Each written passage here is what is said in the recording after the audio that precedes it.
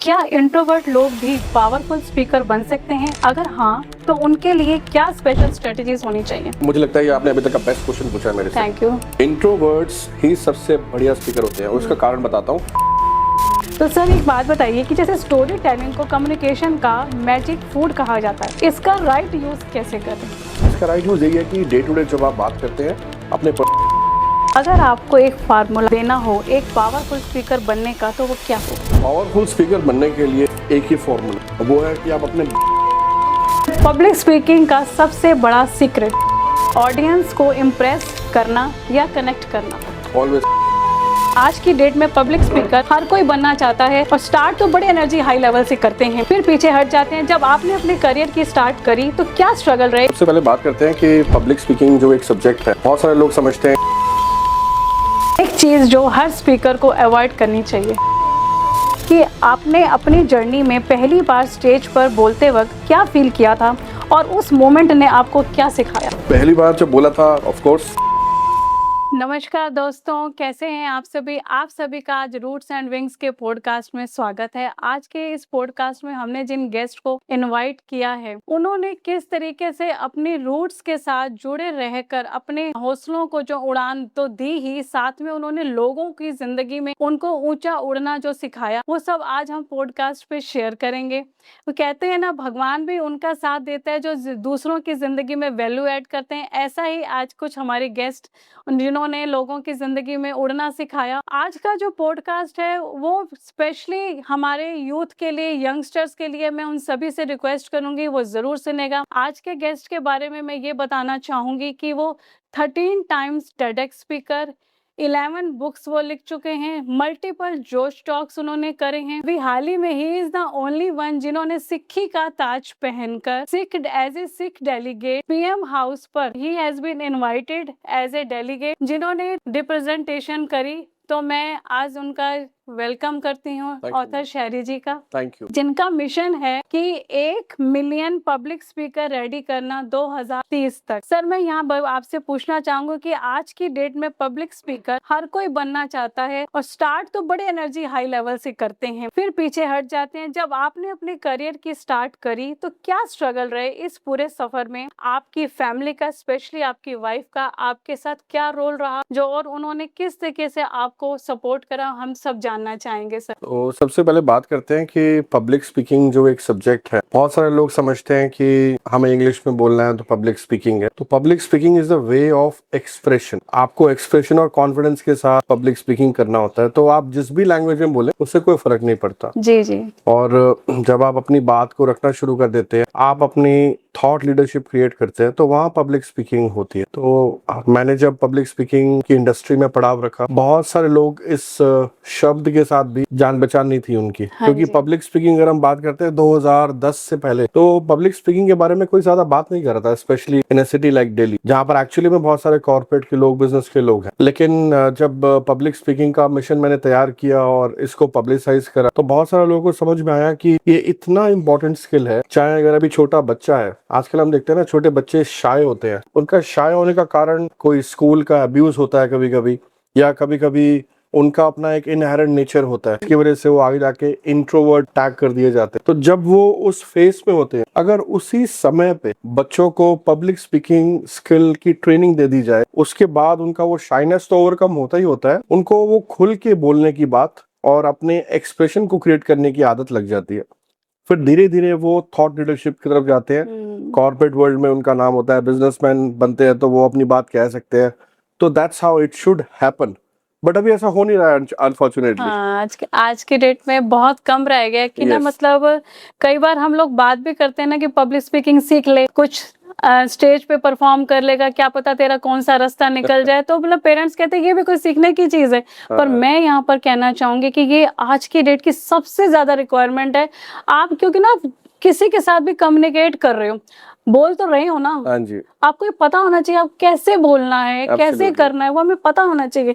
तो ये स्किल आज की डेट की सबसे ज्यादा डिमांडिंग है। मैं कहती हूँ उनको जरूर करना चाहिए। और ऑथर शहरी से अच्छा तो हमें कोई ये रास्ता बता ही नहीं सकता कि किस तरीके से हम करेंगे। मुझे ना आपकी स्माइल बड़ी अच्छी लगती है, इतनी चार्मिंग पर्सनैलिटी है हमारे ऑथर सर। तो इसका क्या राज है सर? इसका राज यही है कि जब कोई बात दिल से की जाए तो दिल तक पहुंचनी चाहिए। हाँ, तो जो है दिल से है। हाँ, और जो भी किसी के साथ कनेक्शन भी बनाया, रिलेशनशिप भी बनाया लाइफ में, और जो भी काम किया है वो सब दिल से करा है। तो मुस्कुराहट तो आपको रिप्रेजेंट करती है बस। बिल्कुल बिल्कुल। मैं तो जितनी बार भी इनसे मिली हूँ हमेशा स्माइलिंग फेस ही मुझे मिला है।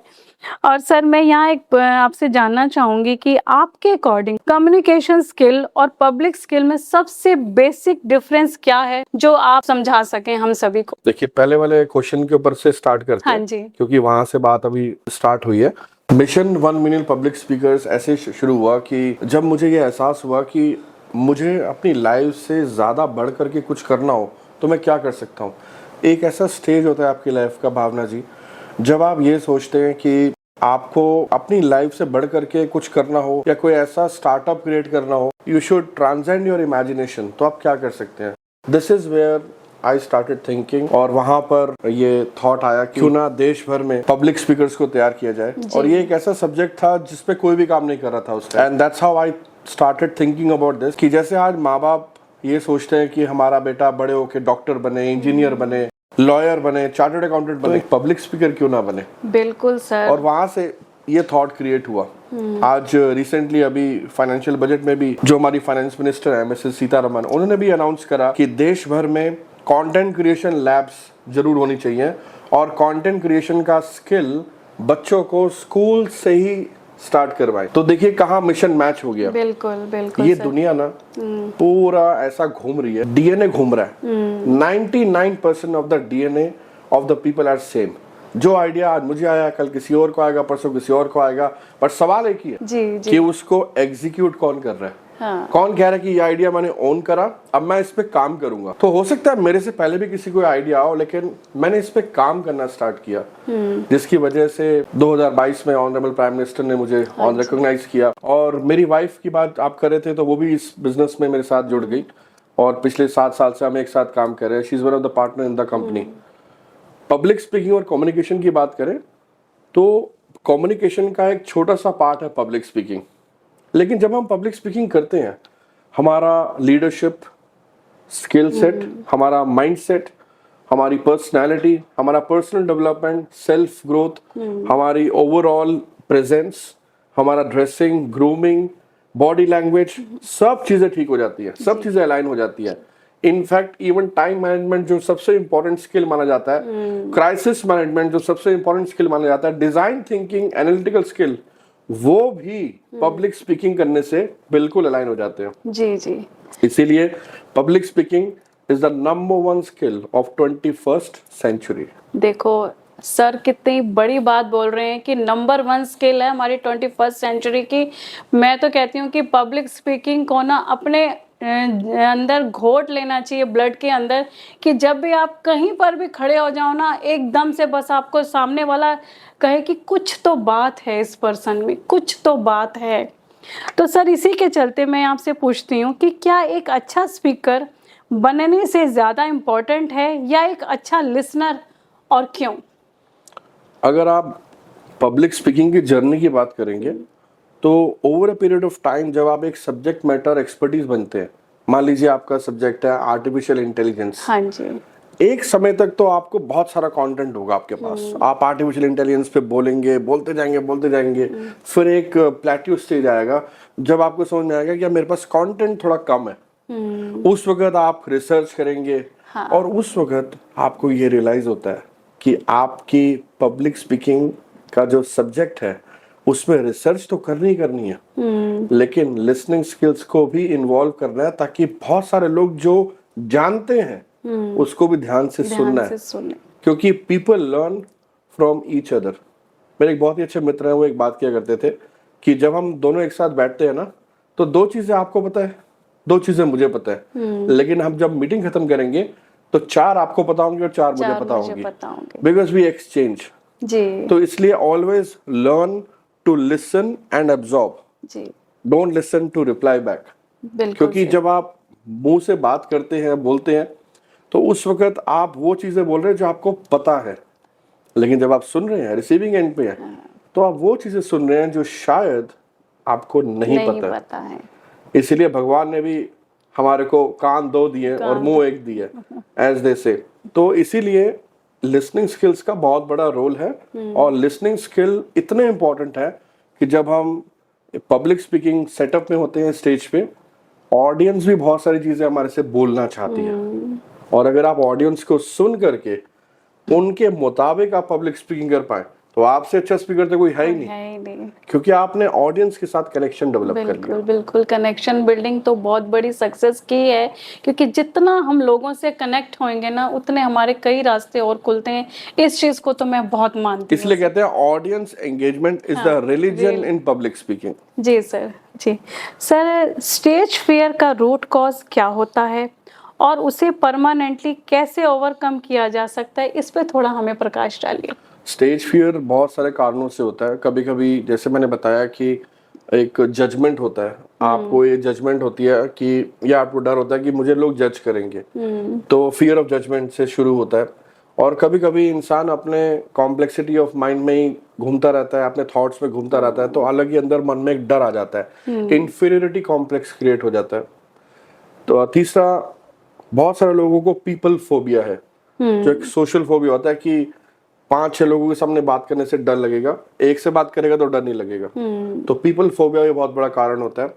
और over a period of time क्या होता है कि बहुत सारे लोग अपने न्यूट्रिशन का ध्यान नहीं रखते, और अपने एक्सरसाइज रिजीम का ध्यान नहीं रखते, जिस वजह से क्या होता है कि हमारी बॉडी के जो इम्पोर्टेंट मिनरल और विटामिन है उसकी डेफिशिएंसी क्रिएट हो जाती है, जिसकी वजह से भी आपको फियर क्रिएट होता है, एंजाइटी होती है, जिसकी वजह से वो उसका पूरा इफेक्ट पब्लिक स्पीकिंग के ऊपर आपके नजर आता है। साफ साफ दिखता है कि कहीं ना कहीं प्रॉब्लम है जिसकी वजह से वो चीजें दिक्कत कर रही है।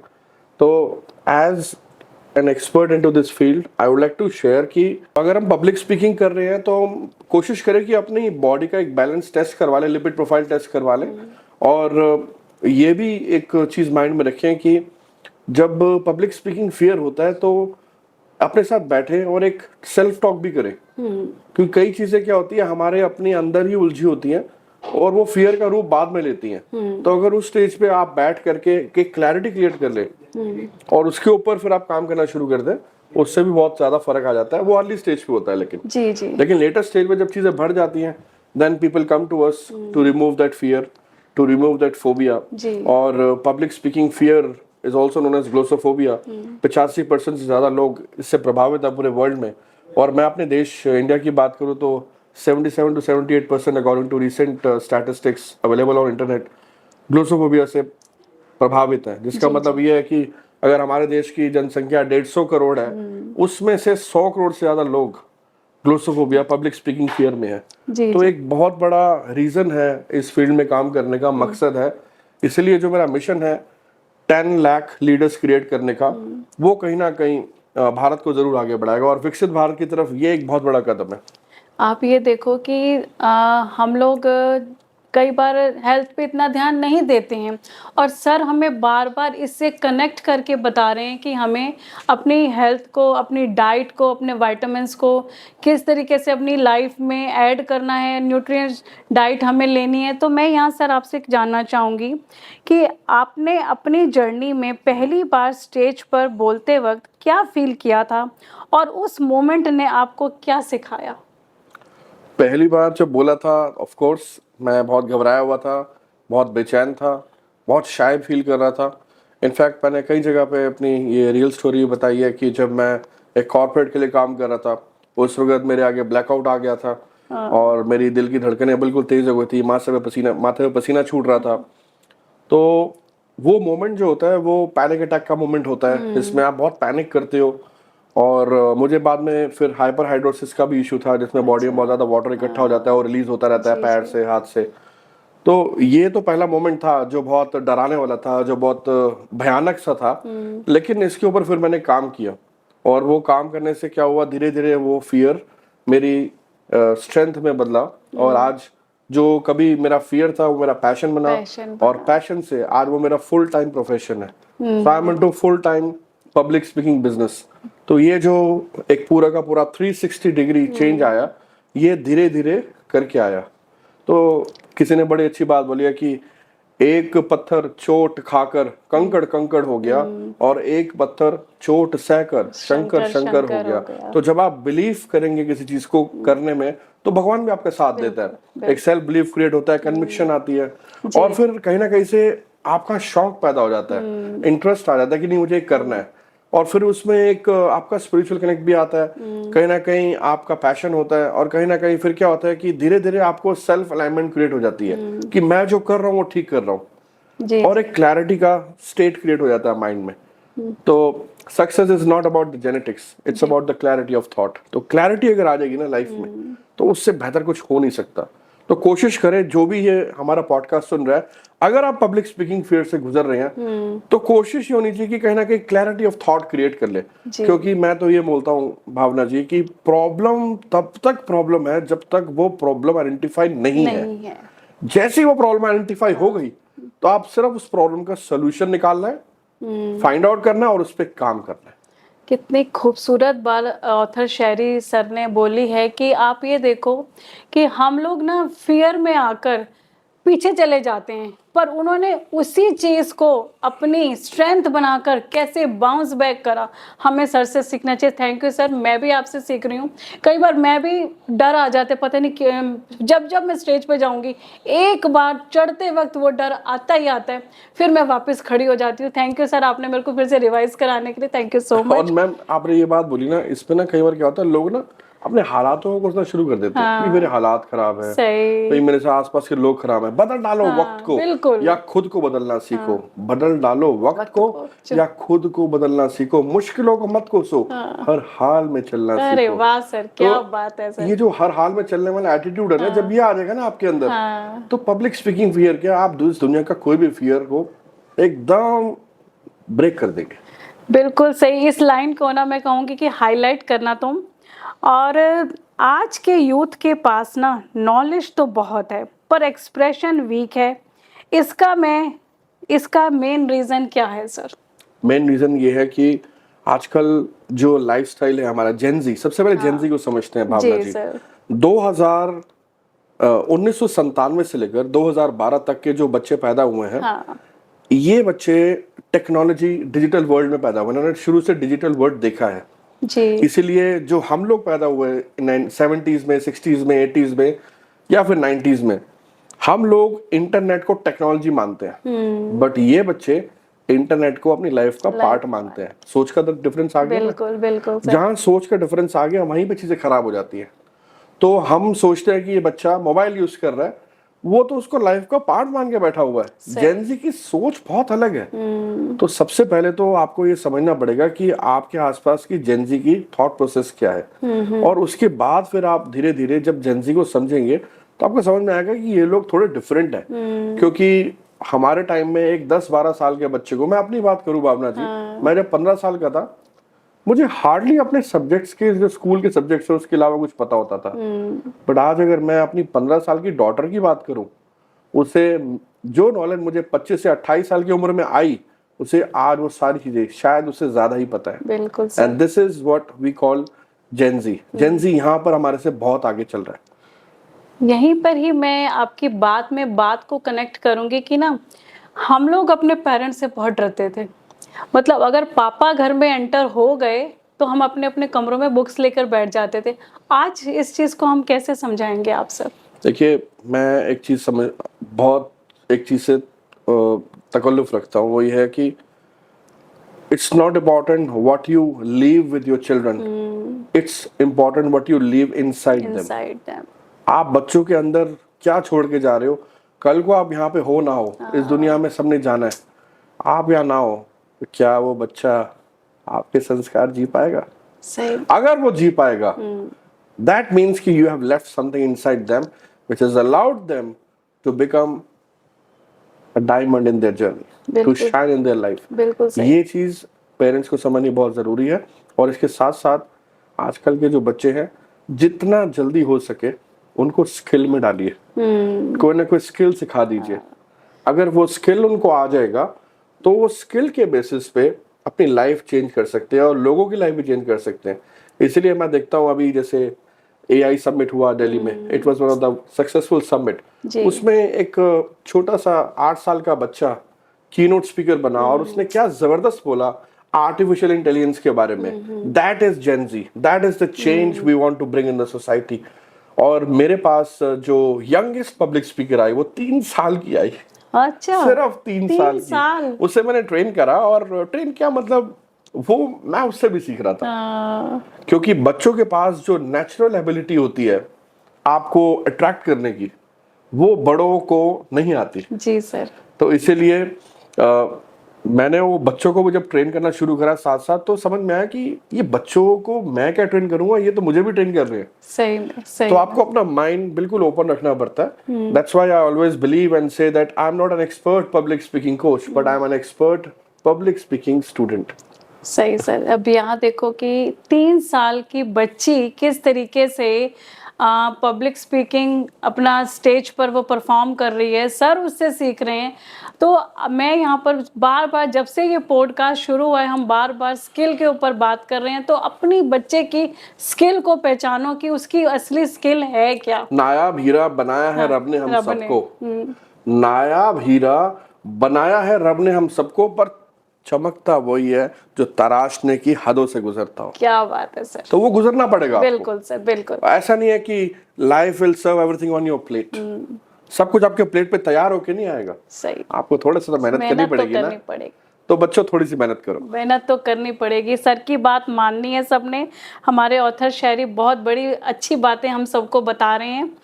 तो सर, पब्लिक स्पीकिंग में बॉडी लैंग्वेज कितनी रोल प्ले करती है? क्या वर्ड्स से ज़्यादा पावरफुल होती है? बॉडी लैंग्वेज का इतना बड़ा रोल है पब्लिक स्पीकिंग में कि 88% इफेक्टिवनेस पब्लिक स्पीकिंग में आप बॉडी लैंग्वेज से क्रिएट कर सकते हैं। इसलिए इसको 2 कैटेगरी में समझते हैं। एक होता है वर्बल क्यूज, एक होता है non verbal cues. Verbal cues में आप बोलने की क्रिया, यानी कि आप public speaking with mouth with voice कर रहे हैं। नॉन वर्बल क्यूज में आप अपनी बॉडी लैंग्वेज यूज कर रहे हैं, यानी कि आप अपने हैंड जेस्चर्स यूज कर रहे हैं, आप अपने एक्सप्रेशंस को यूज कर रहे हैं, और आप अपनी ओवरऑल स्टेज मूवमेंट यूज कर रहे हैं। इससे ही आप इतना बड़ा इम्पैक्ट क्रिएट कर सकते हैं कि बहुत सारे बच्चों को, या जो public speaker aspiring public speaking enthusiast होते हैं, उनको अपनी बॉडी लैंग्वेज यूज करना नहीं आता। और हम लोग क्या करते हैं कि उनको सबसे पहले ये बॉडी के साथ अलाइन करवाते हैं। बहुत सारे लोगों का जो स्टैंडिंग पोजीशन है वही ठीक नहीं होता। हाँ। और इसका सारा का सारा कनेक्शन हमारी स्पाइनल कॉर्ड से जुड़ा होता है। तो अगर आपकी स्पाइनल कॉर्ड की मूवमेंट टेढ़ी है तो उसको ठीक करवाना है। मुझे याद है अभी रिसेंटली हमने एक पर्सन को कोचिंग करा, तो उनका बार बार गर्दन जो है वो टेढ़ा होता है, बात करते करते गर्दन टेढ़ा हो जाएगा। तो उनकी गर्दन की मूवमेंट ठीक करवाई, बहुत ज्यादा जो गर्दन थी उसमें मूवमेंट थी और फ्लेक्सिबल थी बॉडी। तो कहीं ना कहीं वो मूवमेंट जो होती है वो बहुत इंपॉर्टेंट होती है। तो बॉडी लैंग्वेज में इतना दम है। आप इसको एक और चीज एग्जांपल से समझते हैं कि आपने बचपन में देखा होगा डेफ एंड डम न्यूज। बहुत सारे लोग डेफ एंड डम न्यूज फॉलो करते हैं, जो लोग एक्चुअली में सुन नहीं पाते, तो वो एक्शंस में वो न्यूज समझ जाते हैं। तो कहीं ना कहीं वो बॉडी लैंग्वेज ही तो है, वो जेस्चर्स ही तो है जिससे वो कम्युनिकेशन को कन्वर्ट करके अंडरस्टैंड कर रहे हैं। तो जो कम्युनिकेशन रिसीव कर रहे हैं उसको वो फिर प्रोसेस करके अंडरस्टैंड कर रहे हैं। तो नॉन वर्बल कम्युनिकेशन तो बहुत समय से है और बहुत समय से इसकी इंपॉर्टेंस भी है। बट अब अगर आप एक पब्लिक स्पीकर हैं तो आपको अपने नॉन वर्बल क्यूज को जरूर इस्तेमाल करना चाहिए, बिकॉज इससे आपका मैसेज इफेक्टिव बनता है, इससे आपका मैसेज का अथॉरिटी बिल्टअप होता है और आपके आइडिया का इम्पैक्ट क्रिएट होता है। बिल्कुल सर, हम ये इस चीज़ को बिल्कुल ध्यान में रखेंगे और लोगों को भी यही कहूँगी, सर यहाँ जो कुछ भी बता रहे हैं अपनी लाइफ में अप्लाई ज़रूर करेगा, आपके बच्चों की लाइफ में बहुत वैल्यू ऐड करेगा। और हमारी बॉडी लैंग्वेज है, बड़ा हो बच्चा हो, चलते हुए भी पता चल जाता है कि ये हमारे बारे में सोच क्या रहा है, इतना पता चलता है बॉडी लैंग्वेज से। तो सर आपके हिसाब से एक इम्पैक्टफुल स्पीकर बनने के लिए कौन सी 3 हैबिट मैंडेटरी हैं? बहुत अच्छा सवाल किया। सबसे पहला तो आपकी ओवरऑल आपका पैशन सब्जेक्ट को लेकर के वो बहुत जरूरी है।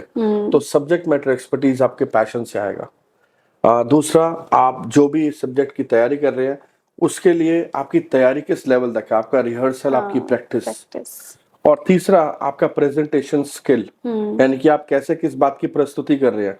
तो आपका पैशन, आपकी प्रेपरेशन और आपका प्रेजेंटेशन, ये तीनों चीजें बहुत इंपॉर्टेंट है। तो 3P इस्तेमाल Ps करना हो है। गए। प्रेजेंटेशन स्किल में ये ध्यान रखना है कि आप अपनी बात को कैसे कह रहे हो, कहने का ढंग क्या है। It's not about what you speak, it's about how to- you speak. So how you speak will create the difference. बिल्कुल सही कह रहे हो सर। ये चीजें हमारी लाइफ में हमें सीखनी चाहिए। क्या इंट्रोवर्ट लोग भी पावरफुल स्पीकर बन सकते हैं? अगर हाँ, तो उनके लिए क्या स्पेशल स्ट्रेटजीज होनी चाहिए? मैं मुझे लगता है ये आपने अभी तक का बेस्ट क्वेश्चन पूछा है मेरे से। Thank you. इंट्रोवर्ट्स ही सबसे बढ़िया स्पीकर होते हैं और उसका कारण बताता हूँ। Because they speak with lot of depth, they speak with lot of clarity and they speak with lot of thought behind what they are talking. तो let's take some examples. Jemimah Rodrigues अभी वुमेन क्रिकेट टीम की vice captain भी रही हैं और player भी रही हैं। आई थिंक वाइस कैप्टन नहीं बट प्लेयर रही हैं। तो वो भी बहुत इंट्रोवर्ट है, लेकिन आप उनकी पब्लिक स्पीकिंग देखेंगे बहुत इफेक्टिव है। आप माइकल जैक्सन की बात करें, प्रियंका चोपड़ा की बात करें, एमिनेम की बात करें, there are so many performers who are introverts by nature, but आप उनकी स्क्रीन प्रेजेंस देखेंगे, पब्लिक स्पीकिंग देखेंगे। हमारे अपने नवजोत सिंह सिद्धू जी, हाँ जी, तो वो भी कहीं ना कहीं इंट्रोवर्ट थे।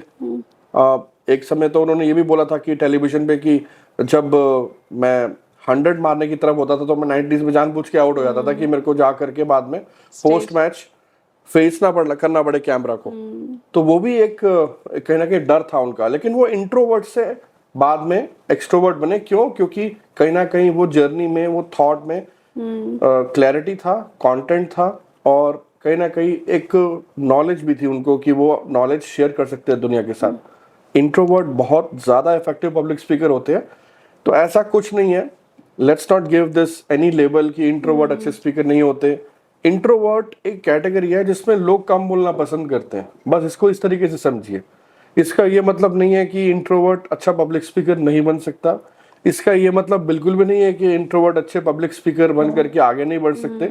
इनफैक्ट आप कॉर्पोरेट वर्ल्ड की बात करें तो बहुत सारे लोग ऐसे हैं जिनको मैं भी कोचिंग करता हूँ, वो इंट्रोवर्ट जरूर होते हैं, उनको थोड़ा बहुत पॉलिशिंग और ब्रशिंग अप चाहिए होता है। But if you see their voice, if you see their accent, if you see their enunciation, they are excellent.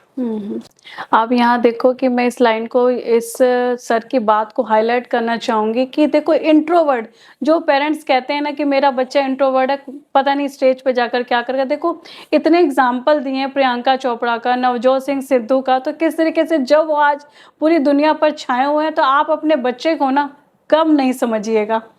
तो सर एक बात बताइए कि जैसे स्टोरी टेलिंग को कम्युनिकेशन का मैजिक फूड कहा जाता है, इसका राइट यूज कैसे करें?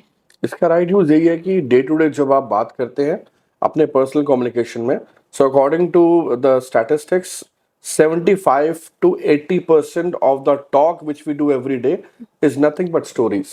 आप कहानी ही तो बोल रहे हैं। बिल्कुल सर। आप दो तीन चीजें डाल दीजिए। इसको ऐसे समझते हैं कि जब आपने घर में दाल बनानी है और उसको तड़कना है, तो एक तो आप उबली दाल खाते हैं, एक आप तड़की हुई दाल खाते हैं। बिल्कुल। तो तड़की हुई दाल जब खाते हैं तो उसमें आप कुछ इंग्रेडिएंट्स डालते हैं, जीरा डाल दिया ना, और थोड़ा नमक डाल दिया, थोड़ा देसी घी डाल दिया, कुछ मसाले डाल दिए। तो अगर आप इंग्रेडिएंट्स डाल दें तो वही दाल को तड़क मिल जाता है। तो सिमिलरली जब हम स्टोरी टेलिंग करते हैं तो उसमें हम कुछ इंग्रेडिएंट्स डालते हैं, जैसे कि डायलॉग डाल दिया, कैरेक्टर्स डाल दिए, जैसे कि कोई प्रॉब्लम डाल दी जो कि डिजायर है कैरेक्टर की, है, या कोई लड़ाई वाला सीन या कोई ऑब्जेक्टिव डाल दिया जिसमें कॉन्फ्लिक्ट क्रिएट हो जाए। तो ये कुछ इंग्रेडिएंट्स अगर हम डालते हैं तो हम पूरी की पूरी बात को कहानी में कन्वर्ट कर सकते हैं। और मैं आपको एक चीज और बताऊं भावना जी, बच्चे तो बड़े होशियार होते हैं कहानियां बनाने में। बिल्कुल सर।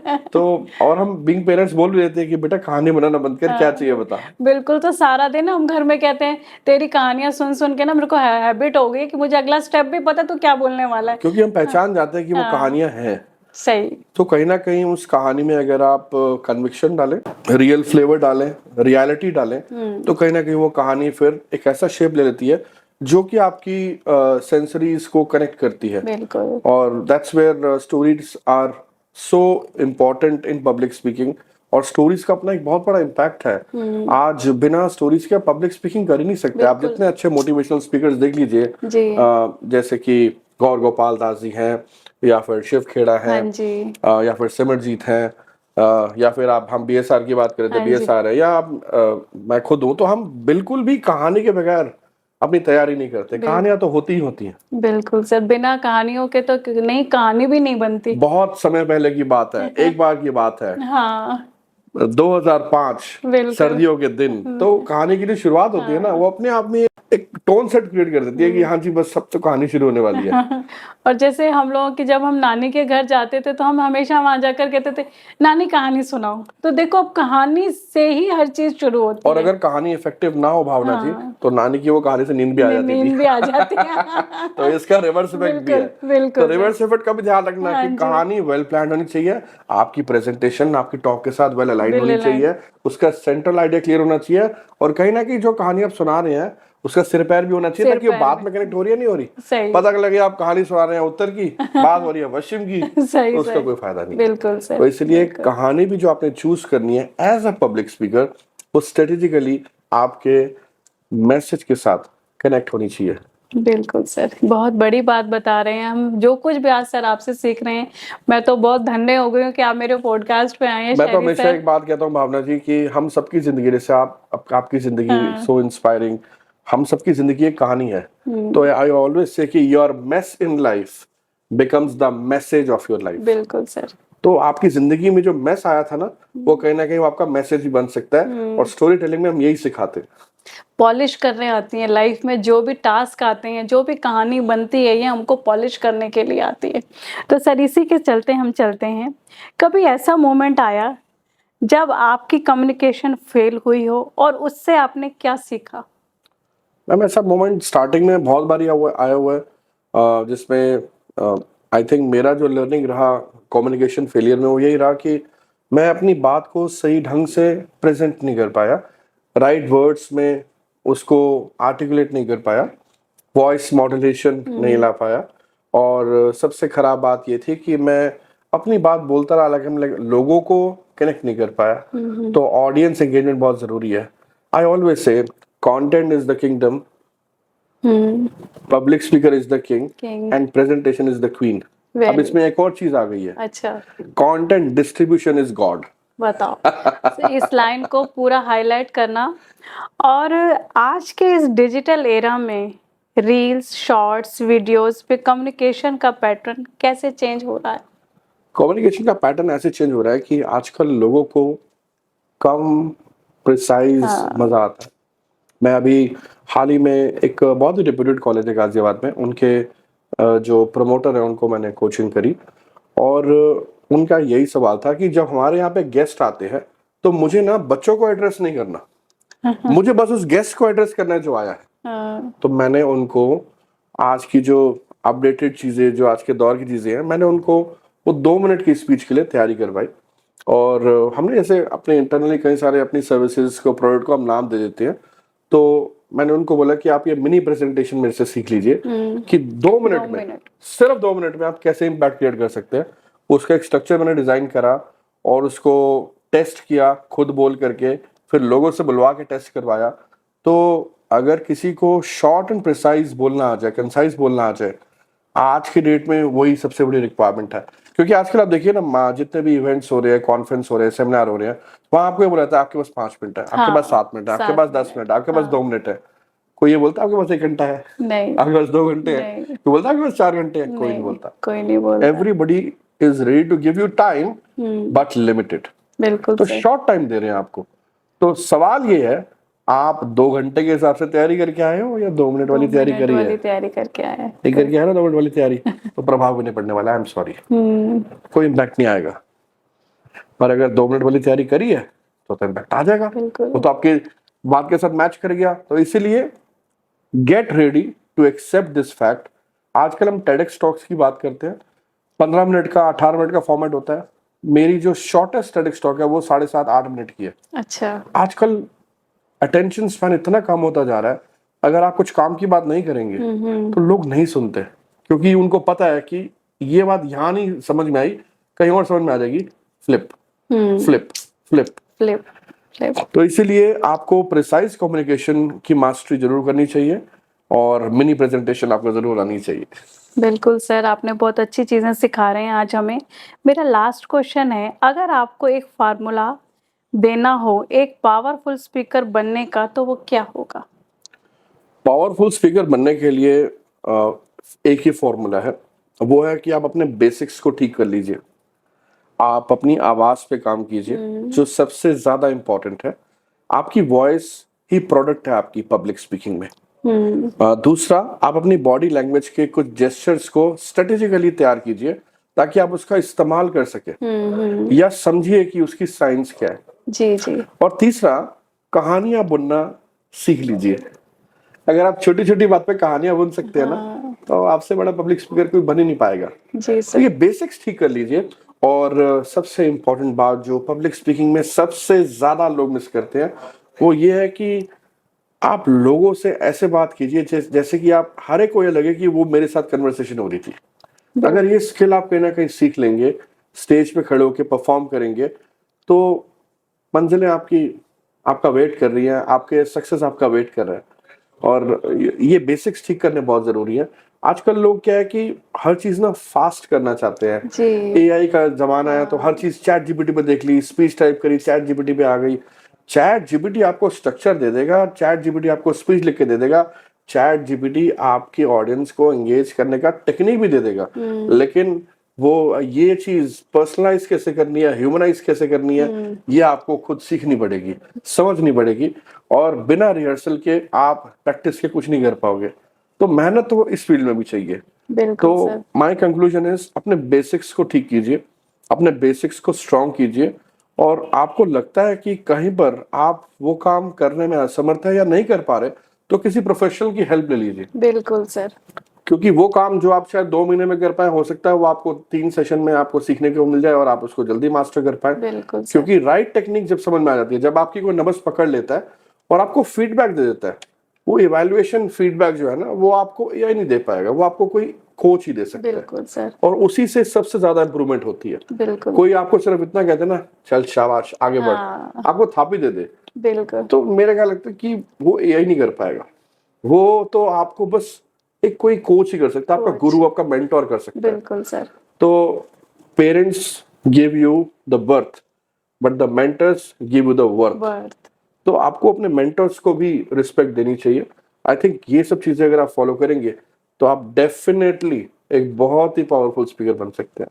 मैं आज यही बताना चाहूंगी कि सर, जब से हमने ये पॉडकास्ट शुरू किया है ना, बार बार हम स्किल्स के ऊपर बात कर रहे हैं, और लास्ट में जो सर ने इतनी बड़ी बात बोली है कि एक गुरु जो हमें सही दिशा दिखा सकता है, हर एक के जिंदगी में एक गुरु का आना बहुत जरूरी है। Thank you so much sir. Podcast को खत्म करने से पहले ना हम कुछ रैपिड फायर क्वेश्चन करेंगे सर, ये तो मैंडेटरी है। सर, पब्लिक स्पीकिंग का सबसे बड़ा सीक्रेट? Self alignment. ओके। एक चीज जो हर स्पीकर को अवॉइड करनी चाहिए? अवॉइड करनी चाहिए बोस्टिंग अबाउट हिमसेल्फ। ओके, बहुत बढ़िया सर। और ऑडियंस को इम्प्रेस करना या कनेक्ट करना? ऑलवेज कनेक्ट करना। बिल्कुल। और कम्युनिकेशन का गोल्डन रूल? कम्युनिकेशन का गोल्डन रूल कम्युनिकेशन में है, you and I. It has both you and I. बिल्कुल सर। लास्ट मेरा है, एक लाइन जो कॉन्फिडेंस इंस्टेंटली बढ़ा दे? कॉन्फिडेंस इंस्टेंटली बढ़ा दे फॉर पब्लिक स्पीकिंग? यस। आपकी तैयारी। की तैयारी।